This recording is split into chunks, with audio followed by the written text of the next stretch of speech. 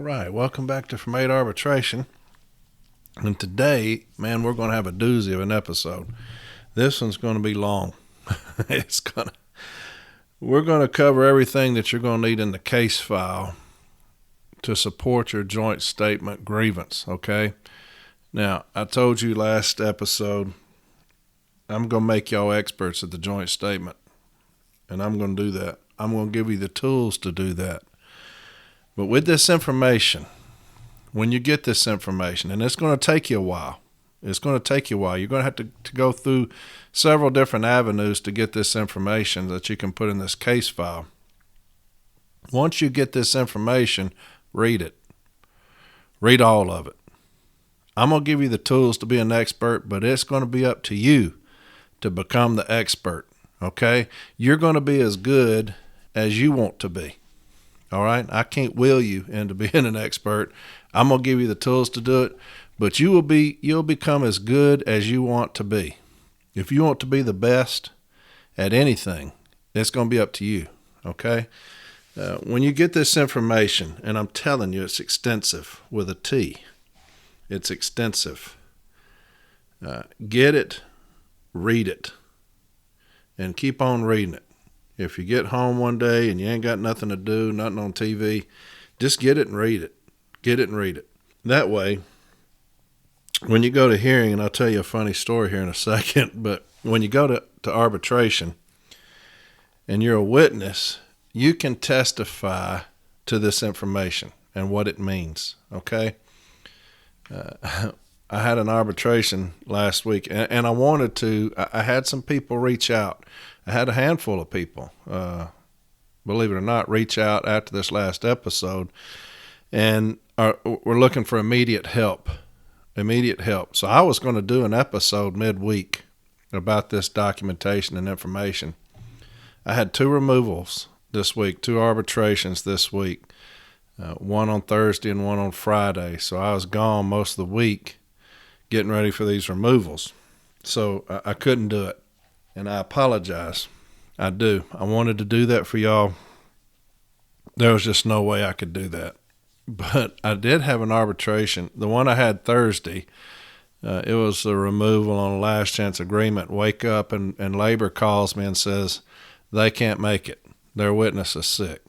So that's just games labor plays. But then Friday we get to the arbitration, and midway through the arbitration, management takes me outside. They want to pre-arbit, so they bring this carrier back. But in the arbitration, we have a brand new arbitrator, and I have never seen this before, ever. But management's first witness gets up there on the stand, and and labor asks them, what's your name? How long you been with the Postal Service? How long you been in management? And that is the last question they asked. This arbitrator, we have a whole new panel. I've never met this guy before. This arbitrator, he takes over. And for an hour and a half, he grills this witness on the case file. He's questioning her about things that are completely irrelevant. He's asking her about things that are in violation of the contract. Why isn't discipline in there? You just have a 14-day to support this removal. Where's this other discipline? Well, under Article 1610, you can't put that in there, but she's not saying that. And so he's like, so basically you didn't support your position at all. And so I'm thinking, hell yeah, keep going. But anyway, it was completely inappropriate. But he's asking her about these forms and these documents. She has no idea what they are. No idea. 3971s, he's grilling her on that. It's computer generated. Why didn't you do this? Why didn't you do that? I don't know. And all these forms, the contract, grilling her on Article 16. I mean, grilling her. And what was funny was he's asking labor, well, do you know what that means? Labor is shook up. They are shook up, looking at me, eyes wide open, like, what in the hell is going on in here? He looks at me. Do you know what that means? Yes, sir. What does that mean?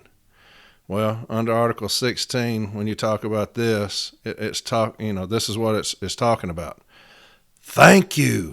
Thank you. Finally, somebody that understands what we're talking about. He does that for an hour and a half. He's asking me about different things of Article 16, different things of FMLA, all these things. Well, thank God I studied up on it because, I'm just answering questions for them. And it was so funny. Read everything that you have in the file. If you put it in the file, know why. Know why you're putting it in the file, okay? When you get to arbitration, the advocate is going to be able to take you to everything that you put in the file and say, why is this in the file? I put this in the file for this reason. Bam. Okay? Make sure you understand what your issue is. And when I ask you in arbitration about your issue, you're able to explain it to the arbitrator. Make sure you understand what the contractual provisions are that you're citing in your issue. I may have talked about this in an earlier episode. I don't know. But I had an arbitration in New Orleans, and it's Arbitrator Wolitz. I do remember that. We're in the hearing, and it's a discipline case. And it comes my time. And in the issue, there's about 10 contractual provisions. 10. 2, 4, 5, 10, 16, 12. There's 10 of them. Did management violate these 10? So it comes my time, and I'm fixing to do my opening statement. And she says, Mr. Walton, I need you to do me a favor. I said, well, yes, ma'am. She said, in your issue statement, there's 10 contractual provisions. I said, yes, ma'am. She said, I want you to tell me, and I want you to tell Labor's advocate, each one, and why it pertains to this grievance.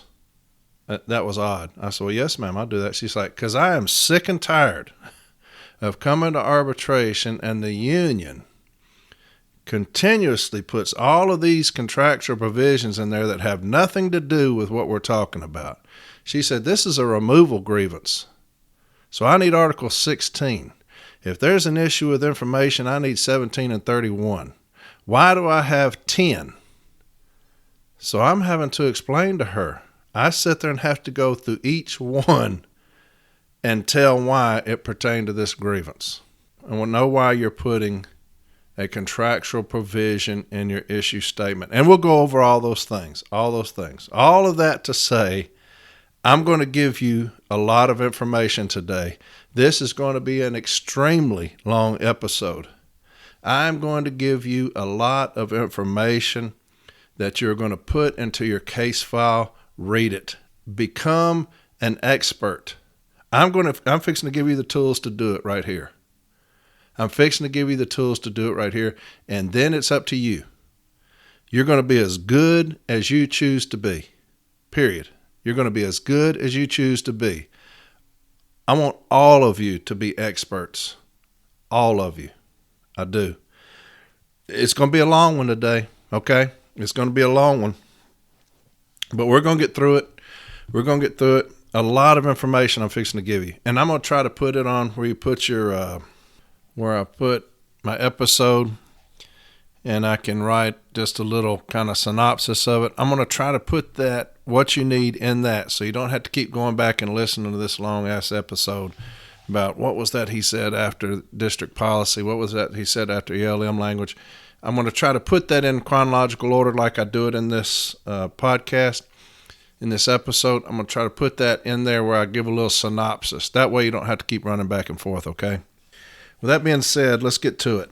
Now, when you have a manager or a supervisor that has a history of being a bully, has a history of being an intimidator or harasser or those things, and you come after them, they're going to do one or two things.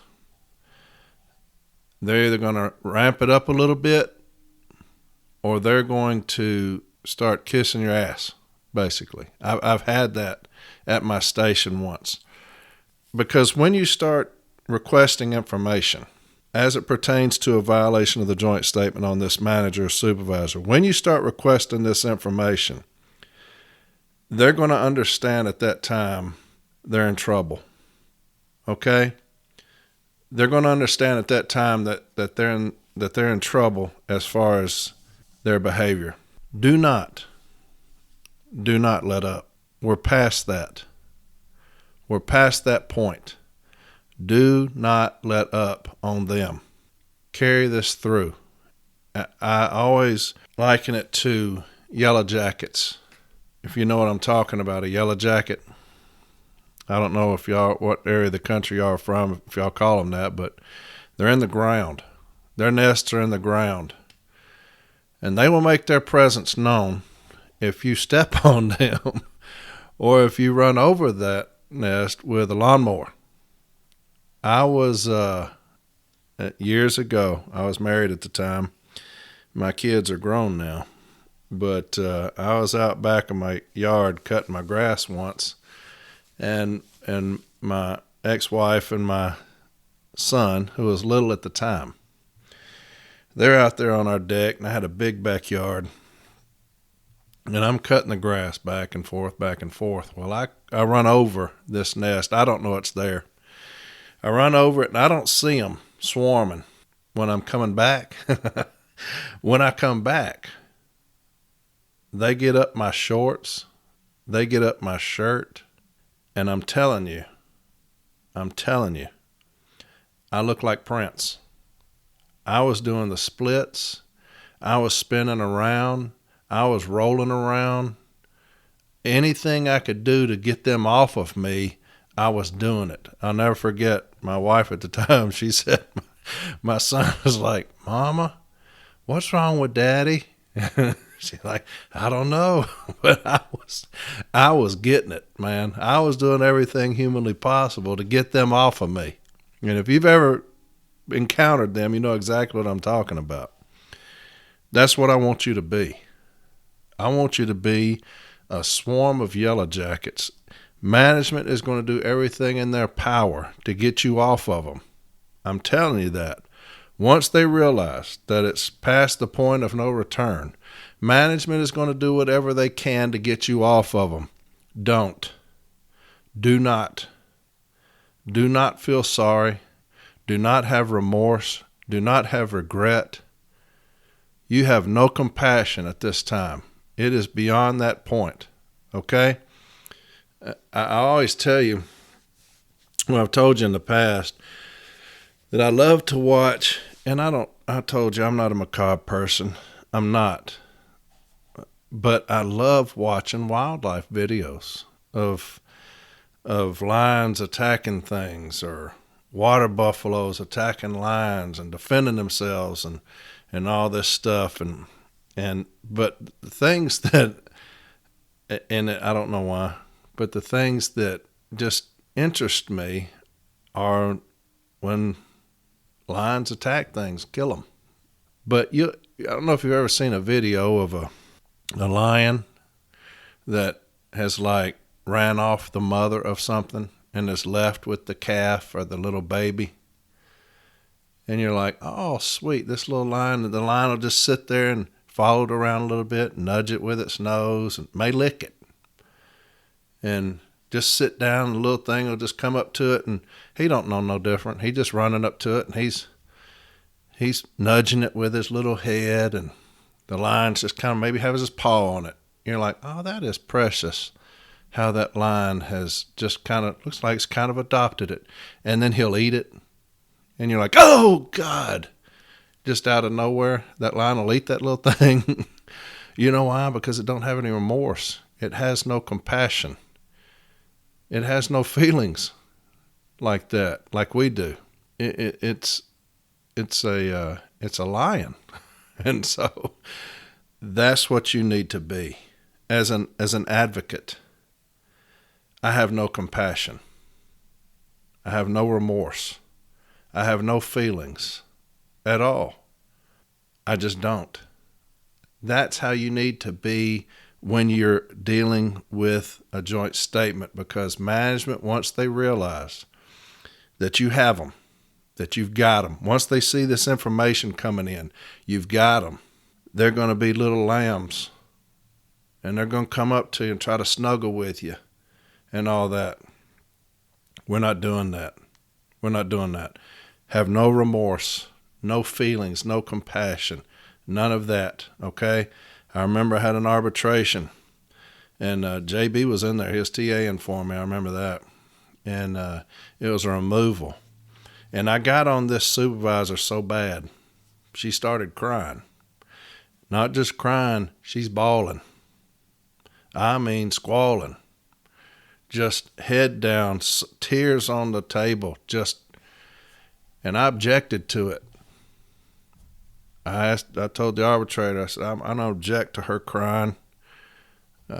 We don't have time to be putting on this show. I need an answer to my question. And the arbitrator said, you're going to answer Mr. Walton's question.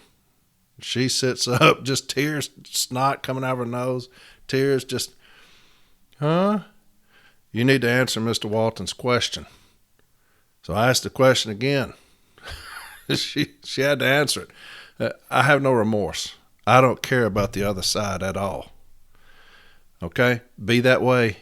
Be that way. We're fixing to get into some things, and it's going to prompt management to come to you for help. I promise you that. I promise you that. It's extensive. Okay? Well, that was 18 minutes. I've already told you it's going to be a long episode, and I just stood 18 minutes telling those stories about creatures and stuff. All right. The case file. Here's what we're going to need. All right? Here's what we're going to need to support the joint statement or a violation of the joint statement. These are the things that are going to be in your case file to support that. All right? And I'm going to tell you what they are, and I'm going to try to tell you how to find them. Some is going to take a little bit. It's going to take a little bit, but we need to get them. Once you get it all, make you an F drive or a flash drive, whatever you use, have all of these on there. That way, next time you have a joint statement case, you can print all of this stuff out. And there's going to be a lot of it. Your file is going to be huge, okay? Here's what we're going to need. First and foremost, we're going to need the joint statement on violence and behavior in the workplace. That's first and foremost, okay? That is M-1242. M document 1242. That's the joint statement on violence behavior in the workplace. All right? M-1242. And that was dated 1992. All right? The second is going to be the second joint statement on violence behavior in the workplace. If you knew that there was a second, that's going to be the second one. We're going to put that in there as well. That's M-1243. M-1243, okay? Obviously, you need those in there to show there's been a violation of them. The most important thing after that is obviously National Arbitrator Snow's decision, the landmark decision that he issued in 1996, and it's C-15697. C-15697. That's National Arbitrator Snow's decision, the one who allowed us to take management to task on these things, to hold them responsible. All right? Get those three. That's your first three. Now remember, his decision came out in 1996. Advocates, if you're listening, remember this. His decision came out in 1996. What a lot of labor advocates will do is come to the hearing with decisions pre-1996. Well, arbitrators didn't have Snow's decision at the time. So there's a violation in 1992. There's the joint statement that was written and signed. From 1992 to 1996, we would take these things to hearing, and arbitrators didn't know what to do with it. They didn't have Snow's decision at the time, and they're going to say that the remedy you're requesting is inappropriate or improper. All right? So make sure at the hearing, when you're in a joint statement case, to look at the dates on that decision. We catch it all the time. Management will try to do it without turning a site 1995, 1994, 1993. And that's what you'll tell the arbitrator. Look, management's put this site in, and it's before Arbitrator Snow's decision. Okay? He hadn't had the decision yet. It's 1996. So that's just a little something for you. Now, here's what's going to take a little bit of effort on your part, okay? There's 2 post-hearing briefs, the Postal Service and the union, the NLC. There's 2 post-hearing briefs that you're going to need to get and put those in your file. Now, I would suggest you contacting your national business agent and ask them to send those to you. I've got the Postal Services where I'm going to try to put that into my where I put my transcripts. I'll try to put that in there for you, but there's other things that I need to put in there as well that you're not going to have access to. Especially one thing, and I'll talk about it in a second. But there's 2 post-hearing briefs where after the National Arbitrators Snow's hearing, we did a brief. Those things are accessible. Get those briefs. Now look, I've broken those briefs down for you. If you remember in my Article 17 episode, I put my brief in there on the Article 1731 I did in this for this arbitration. But also in that, I dissect these 2 briefs. It's in that Article 17 episode. So if you go back and find that Article 17 episode, look in the transcripts where you put transcripts, you can read them. Go past the 17 argument on the relevancy, and you will see where I dissect those 2 briefs. Okay? You can copy and paste that and put that in your contentions as your own. I don't care. You can copy and paste that because I pull out the significant things in both of those briefs that the arbitrator needs to understand. That the management's position is the same position that they have today. It's the same arguments as they have today. That the grievant, the supervisor doesn't have due process rights. We take away due process rights. He doesn't have an opportunity for MSPB. He doesn't have all these just cause. All these things that they say that they are, that if Arbitrator Snow awards the union what we're seeking, it takes away all these rights. He heard all those arguments and he dismissed them. So get those 2 briefs, okay? Put those 2 briefs in your contentions. Again, you'll have to go through your business agent, I'm sure. I don't know where we can find those. I looked everywhere for them, and I believe I got mine from Lou Drass. But look up your business agent's phone number, call them, and ask if they can get you the 2 post-hearing briefs for the joint statement case, okay? You're going to need the Article 15 language, and that's going to be in your issue statement, okay? Article 15, it incorporates the joint statement, and here's where it states on Article 15, page 15.1. It's the second bullet point, all right? And it says alleged violations of other enforceable agreements. Did y'all hear that? Alleged violations of other enforceable agreements between NALC and the Postal Service, such as building our future by working together, and the joint statement on violence and behavior in the workplace. In his award, a national case, and it gives the case number there, Arbitrator Snow found that the joint statement constitutes a contractually enforceable agreement between the parties, and that the union has access to the grievance procedure to resolve disputes arising under it.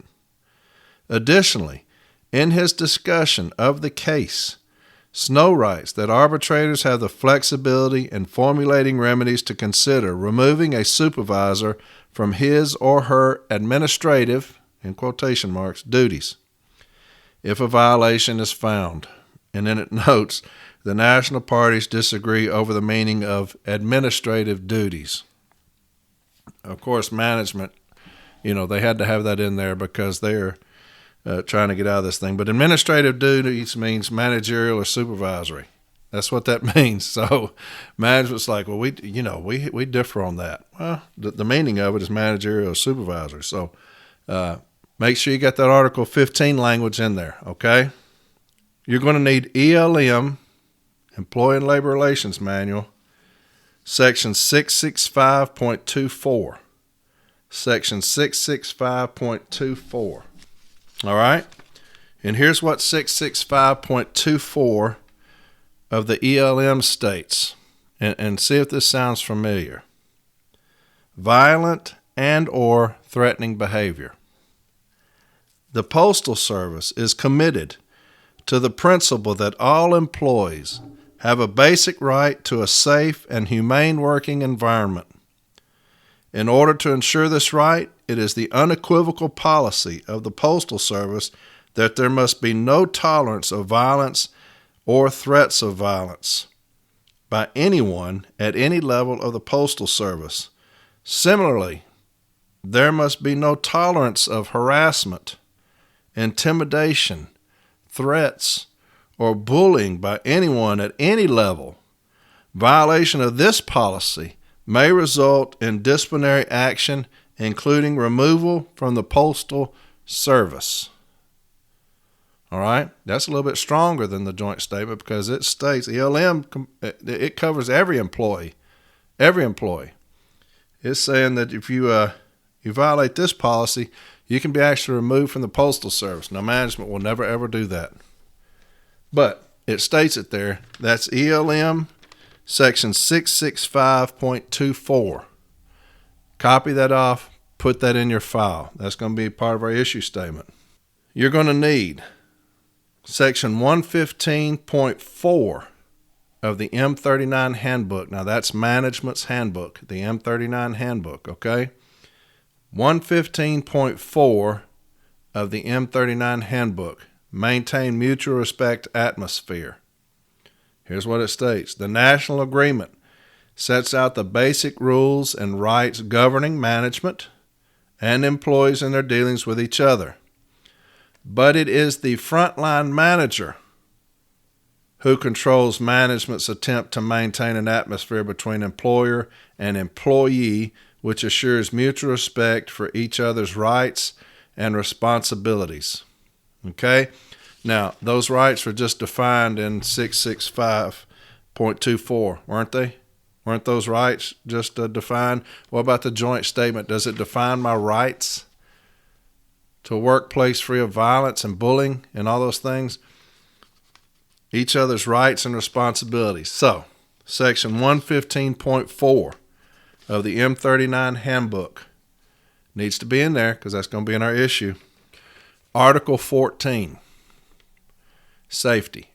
Article 14 needs to be in the file, and it's going to be in our issue statement because what you have created is a hostile working environment for me, which has had an adverse effect on my health, my stress level, my family stress level. You have made it an unsafe working environment for me due to the stress level that you have created for me and my coworkers. Okay? Article 14, make sure that that's in there. Jason Ashley, when we were in Hattiesburg in the arbitration, destroyed management with this Article 14 argument. I was the witness as the informal Step A representative for the file. But Jason Ashley smashes management with this Article 14 argument. He did it beautifully. It was as worded as beautifully as you could do in the hearing. Because we had a kind of a survey from management where 90% of the carriers talked about their stress levels and their home lives and crying coming to work, crying at work, crying going to bed. Jason actually, he turned that into an Article 14 as well as you can do that. I stole that from him in our second arbitration in Jackson. I stole that from Jay, and I used it. It was beautiful. Make sure Article 14 is in there, okay? Make sure Article 14 is in there, because your advocate, you're going to have to, you have to contend it now.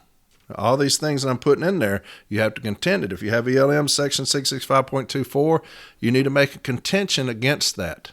Okay? Section 115.4 of the M39, you need to make a contention against that. If you have an issue, you better contend that ip to support it.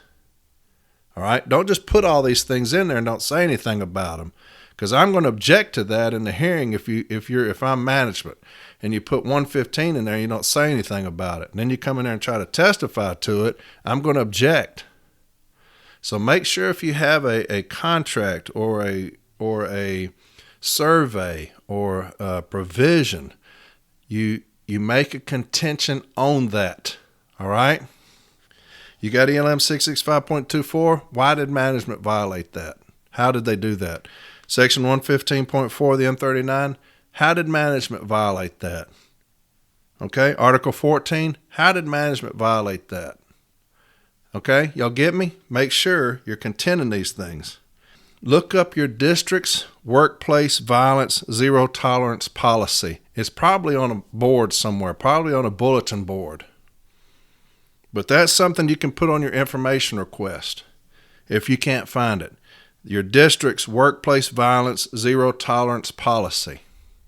All right? It's your district's. Every district should have one. Your district's workplace violence zero tolerance policy. If you can't find that on a bulletin board, we're going to have an information request. Put that on there. That information request, that's your yellow jacket, okay? That's your yellow jacket right there. That's management. When they read that, they're going to want it off of them. They can go to hell. They're not going to get that, okay? The Postal Service policy on workplace harassment. Get that. The Postal Service policy on workplace harassment. Get that. And you can find that on the NALC website. If you go on the NALC website, it's under USPS handbooks and manuals. If you've ever gone on there, you'll understand what I'm talking about. When you look up, when you prompt USPS handbooks and manuals, scroll down through there, you'll find that. The Postal Service policy on workplace harassment. Get that. Put that in there. Now here's some things that are crucial. Okay? You've got an arbitration from Arbitrator Britain, and it's C20643. C20643. And Lou Drass was the advocate for us, and it was out of Memphis, Tennessee. And this arbitrator, he agreed with the union.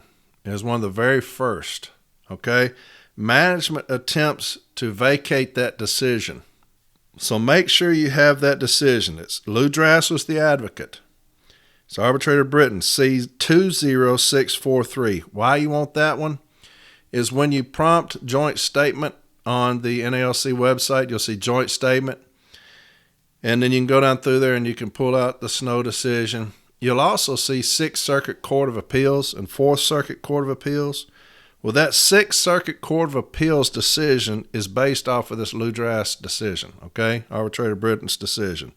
It's M1488. M1488. And that 6th Circuit Court of Appeals decision is based off of that Arbitrator Britain's decision. Making sense? They try to vacate it. We put that in there where they try to vacate it, and the 6th Circuit Court of Appeals turned management down, so they can't do it. You also have a 4th Circuit Court of Appeals decision based off of another decision, and that's M1518. M1518. Okay, I believe that's out of Maryland. But put that one in there, because your advocate is going to use all of these things. He's going to go to that Britain decision. He's going to show where management, just like here, they lost that, but then they try to vacate that through the 6th Circuit Court.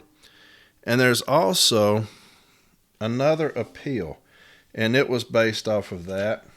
And this is what I'm going to have to put in my transcripts, because I honestly don't know how to tell you to get this thing, unless your business agent has it. But it's It's titled the United States District Court for the Western District of Tennessee, Western Division. In the United States District Court for the Western District of Tennessee, Western Division. And it's dated September 28th of 2001. And it's from Julia Smith Gibbons, United States District Judge. Okay? And it was the first one based off of this Britain decision, the one where Lou Drash was the advocate. It's the first one. And she upheld the arbitrator's decision. They tried to vacate that in Sixth Circuit Court. They upheld the arbitrator's decision. I'm going to put this one in with the transcripts because I don't honestly know how to tell you to get this. I don't know how. I can't remember how I got it because I've had it so long. And I apologize for that, but I have asked everybody, and nobody knows. It's wild. I don't know how I came into possession of it. I bet Lou sent it to me. But I'm going to have this where I have my transcript. That way you can print it off if you can. I hope you can. I'm not talking to anybody about that, but I'm going to put this in there for you, okay? And that way you can look on there and print that off. Hey, look, read all of these things that I'm telling you about. Read them, and that's how you become an expert. I promise you, you will be amazed at what you learn about the joint statement. If you just read this stuff that I'm telling you about, you will be an expert. I assure you of that, okay? Don't just put all this stuff in the file and let the formal A handle that or let your advocate handle that. Don't do that, man. Don't do that. Be an expert, you know? I'll tell you what this is going to do for you. The first time you put this file together and hit management's ass with it, your station is going to have a white flag on top of it. And management's going to say, don't go out there and mess with those guys. That steward out there is kicking people's asses. Don't mess with them. Why not? That dude out there, that woman out there, they put a file together on us, man. We couldn't get them off of us. Okay? Protect your carriers. You protect your carriers through knowledge. Okay? I'm 6'1", 260 pounds. That's not what protects my station. I have seen shop stewards that were 5'2". One of the best formal A's I know, she's about 5'2", 95 pounds, and scares the shit out of management. Okay? It's about knowledge. It's about knowledge. All right? I'm trying to give you that right here. Take advantage of it. All right, here we go. And I see people talking about this online where they say, hey, I've got a new supervisor that just came in. Does anybody know anything about him? Hey, that's a great idea. Seriously. That's a good idea because they go all over the place, all right? And I also see the responses, and it drives me nuts. You know, a lot of times we're no better than management. How we treat our own online, it pisses me off to no end how we respond to people. What's the old saying? If you ain't got nothing good to say, don't say anything at all. That should apply to the responses to some of these people that are asking legitimate questions.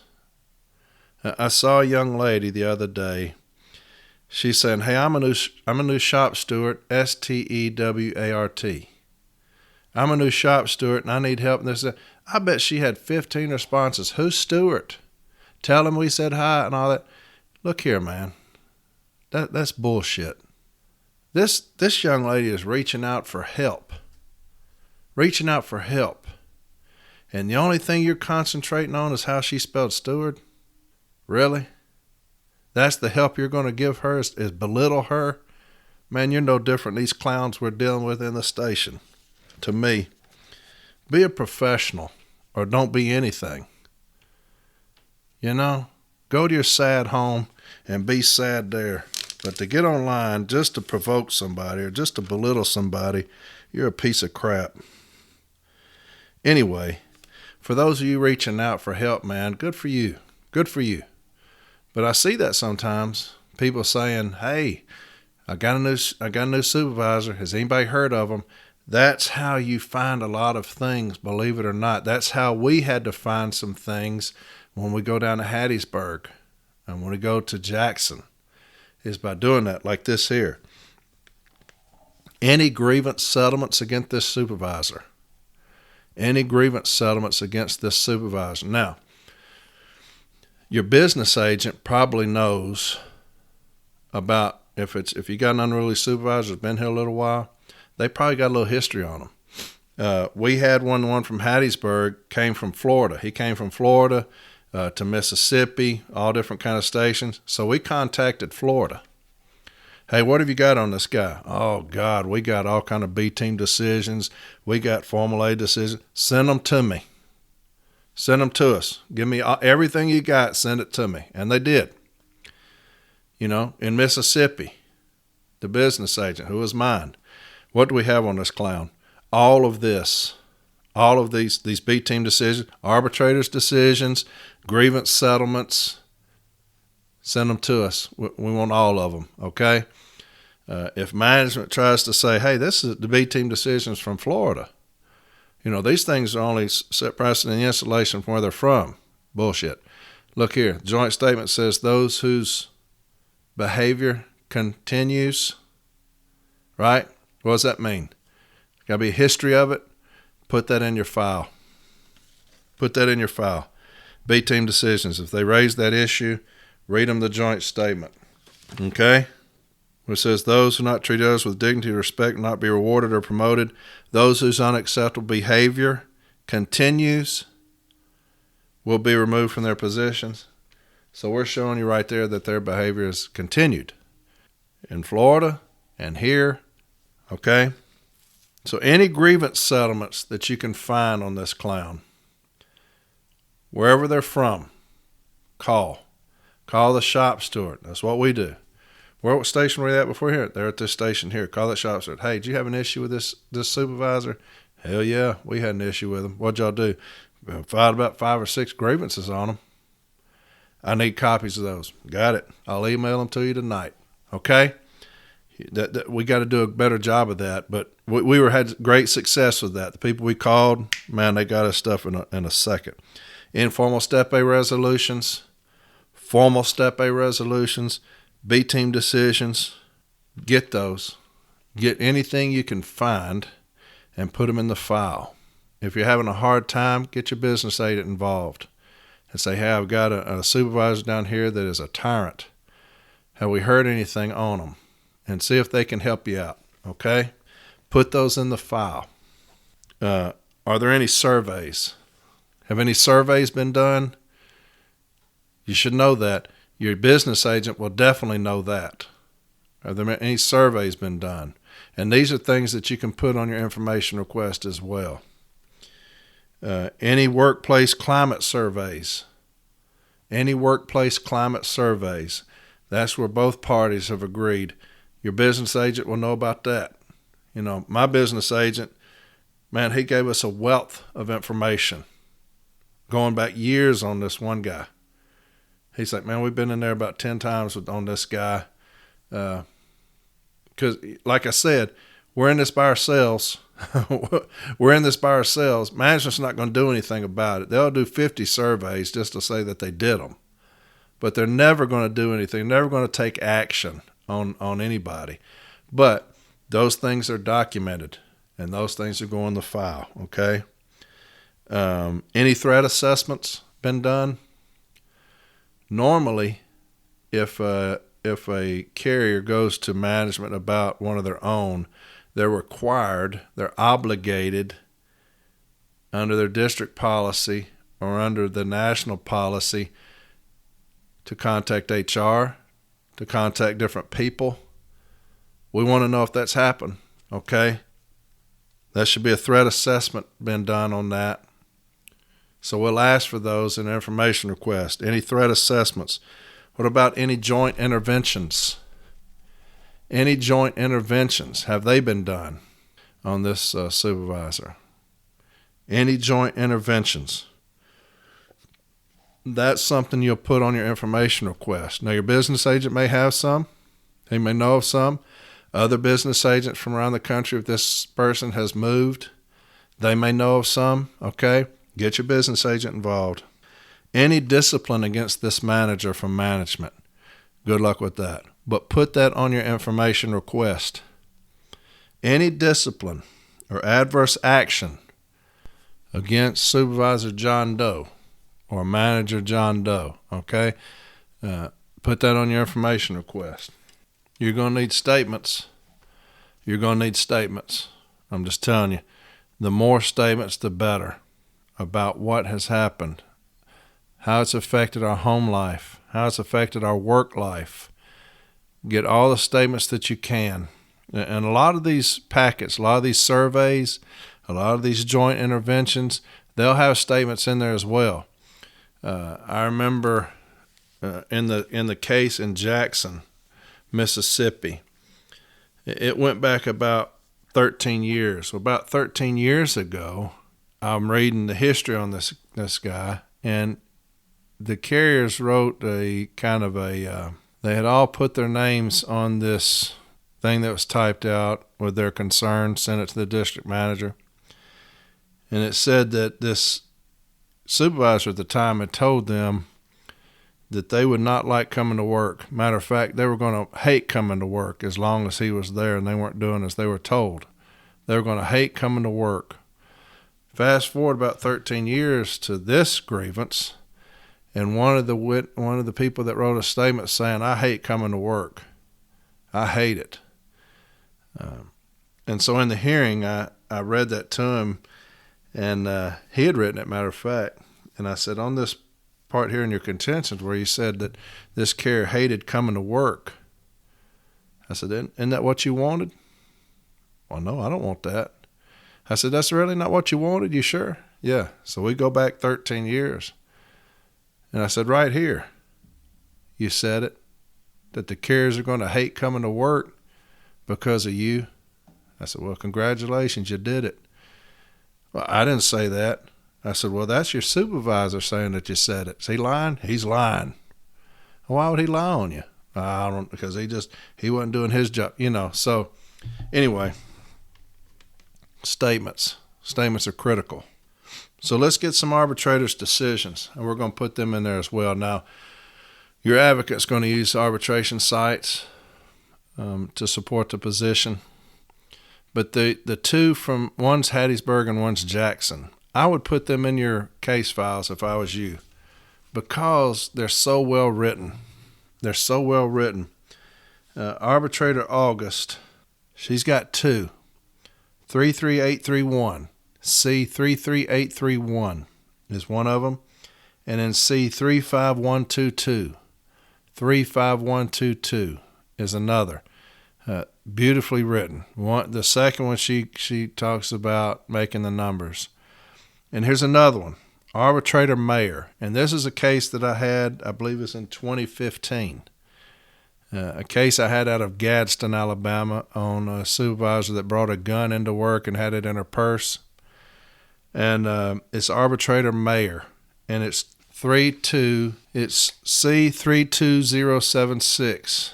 32076. Now, I'll tell you something about this decision. He was removed from the panel based off of this decision, okay? Because he actually removed the supervisor from the Postal Service completely. Not just from supervising letter carriers. He removed them from the Postal Service completely, all right? And management kicked him off the panel for that. And I'll never forget this case. And I loved it.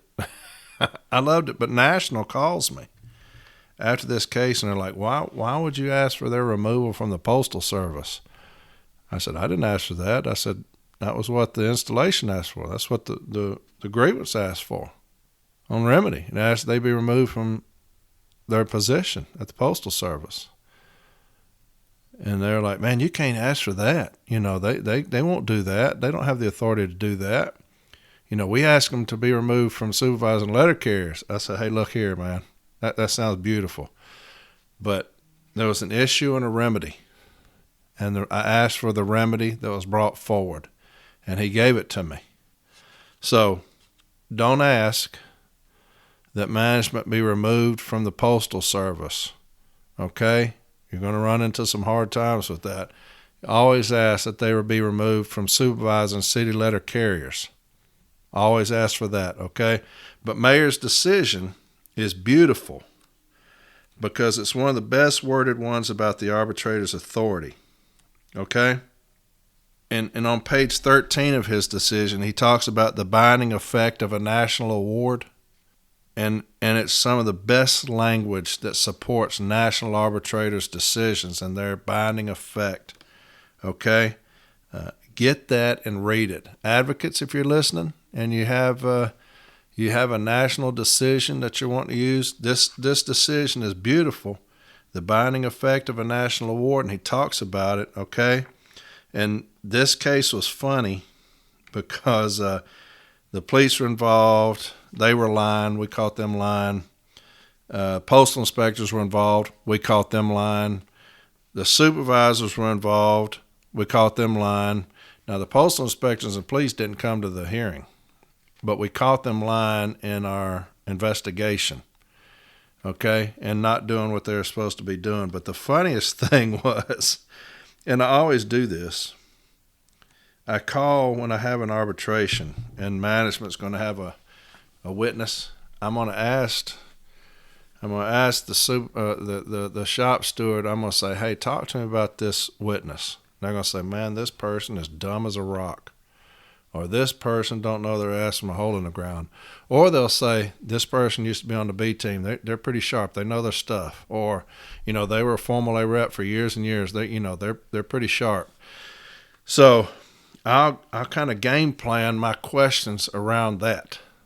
If they're intelligent, I may stay away from some things. But if they say they're dumb as hell, I'm not. I'll never forget, I was reading the file, and this station manager, the one that we're bringing charges against, has a statement. And this is one where my shop steward said, man, this girl is dumb as hell. And I said, okay. Well, I got this statement, and in the statement is the word indubitable.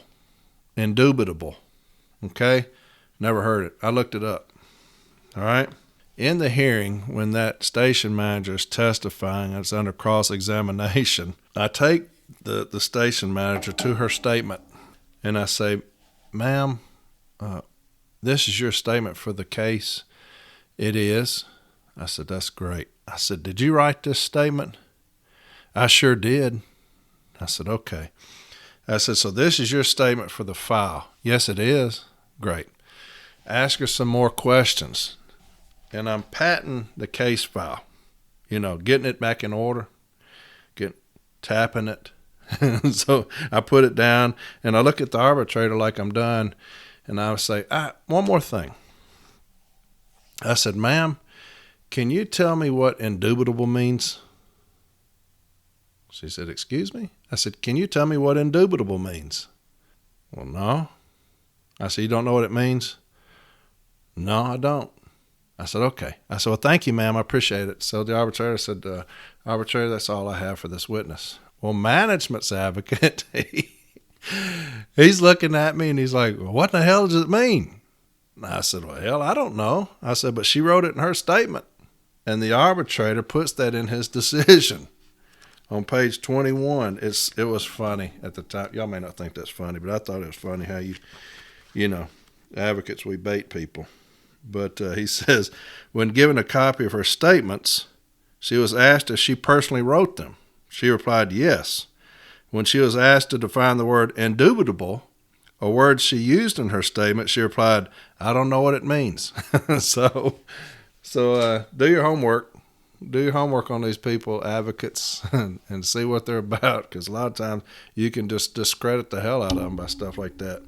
That's what we're putting in the file, y'all. That's what we're putting in the file. Those things are your case file, all right? That's a lot of documentation, man, a lot of documentation. But you're going to put that in there to support your position. There's also a thing that, a brief I wrote years ago, Arbitrators Authority, and it was outlined beautifully. There's a funny story to that, too. but it goes over all of management's arguments that were brought before Arbitrator Snow. Every one of them. MSPB right appeals, all these things. And their arguments today are the exact same arguments they used back in their briefs on Arbitrator Snow. They're the exact same arguments. And I'm going to try to get that downloaded for you. Maybe do that next episode, because I don't know how to put 2 or 3 things in there. But I'm going to put that one judge's opinion in where you do your transcripts, and this one. And then next week we're going to go over the issue and the remedy, and which is critical, because we're going to tie all these things together in your issue. All right, I've got the issue here, and we're going to go over that next week. And always remember, stewards, always remember this: if you have an issue, your remedy has to reflect or address your issue. All right? If you have an issue, your remedy has to address your issue. If you have an issue of 17 and 31, you better be addressing that in your remedy. Management cease and desist violating Article 17 and 31. If you're saying that this is a continued violation, right, of 17 and 31, management cease and desist Article 15, Article 17 and 31. Okay, do you see what I'm saying? If you have an issue, you better address it in your remedy. They need to mirror themselves. Okay? They need to mirror each other. So that's a lot of information right there to put into a file. All right? Now, some of these things you're going to get from your business agent, or you're going to get from word of mouth. You know, if you know that this supervisor came from across town, you can call that shop steward. Hey, you dealt with this person? Oh, yeah. You got any grievances? Hell, yeah. Can you send them to me? You got it. Some of these things you're going to request on your request for information. All right? Remember, that's the yellow jacket. This information request is a yellow jacket, because they're going to want you to get off of them immediately when they see it and they know what you're doing. They're going to want you to get off of them, and they're going to be doing the splits, turning cartwheels and all this, trying to get you off of them. Don't do it. Don't do it. Hey, be a lion. Have no remorse whatsoever. None, ever. Ever. Do not have remorse or pity or compassion or feelings. You lose that when you're dealing with an unruly manager. Lose those things. All right?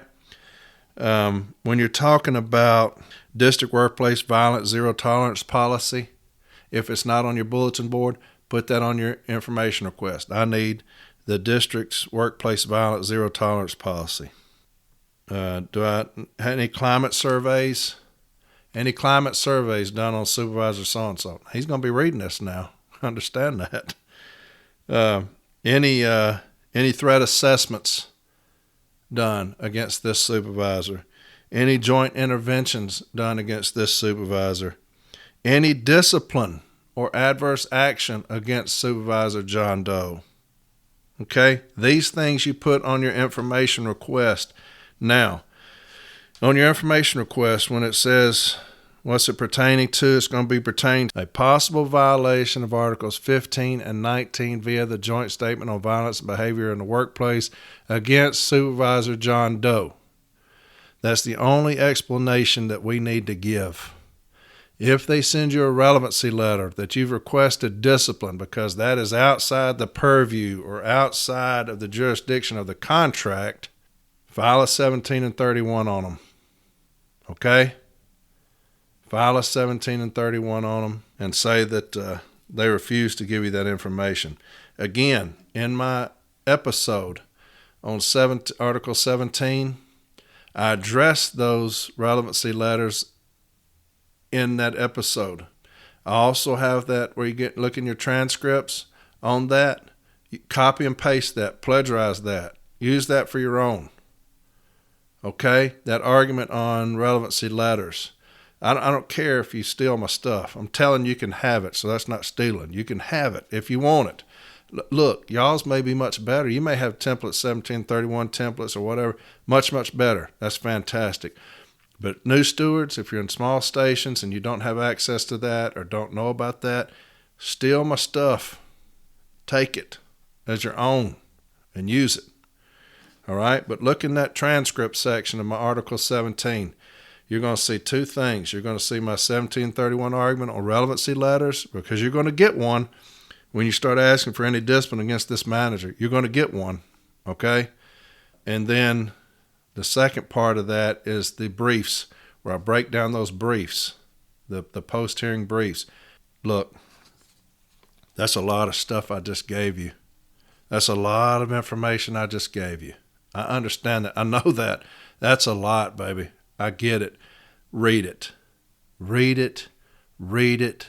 And read it again. You want to be an expert? I gave you the tools right there to be an expert. Next week, I'm going to give you some more tools on being an expert. You want to be an expert? Get this information and read it. Read it and read it and read it. And you will be an expert at the joint statement. I promise you that. Okay? You want to protect your brothers and sisters? Knowledge. Knowledge. That's going to do it. Knowledge. You put this in a case file against a manager that is unruly, you're going to see some yellow jackets, baby. You're going to see some splits, some somersaults, some rolling around. Get off of me. Too late. Too late. I had a hearing in Kingsport. It was the one I did on that episode of the non-compliance. And that's what I told the arbitrator, and I'm looking at management. They wouldn't do anything. They wouldn't do anything to correct their behavior. And this is a non-compliance case on providing information. And that's what I told the arbitrators. I'm looking at labor. I said, we've taken it out of their hands, Arbitrator Roberts.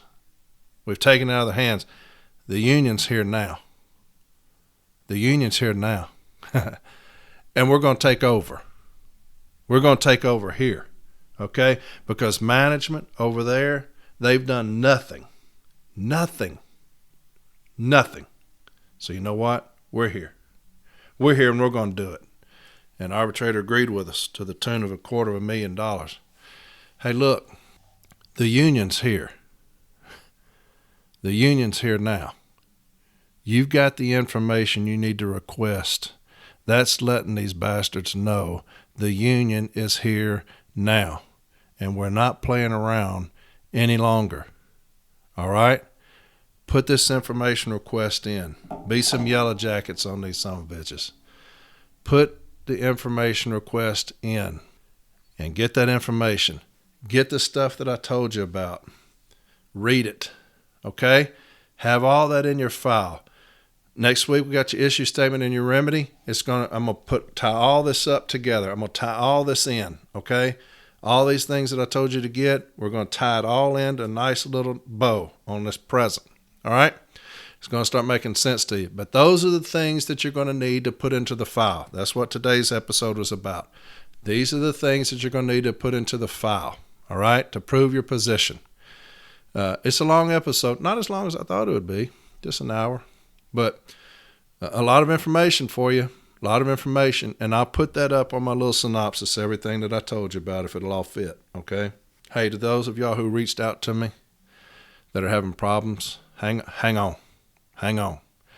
Start getting this stuff for the file. Start getting these things for the file, okay, that I just told you about. Get those things in the file. Next week, we're going to get an issue and a remedy and fire some asses up, all right? Hang on. Hang on. Help's coming. I promise you, all right? Hey, y'all take care of yourselves. I hope this has helped you. Hope it hadn't confused you. That's a lot of stuff I told you about today. A lot of stuff, all right? But we're going to be experts at the joint statement. I promise you that.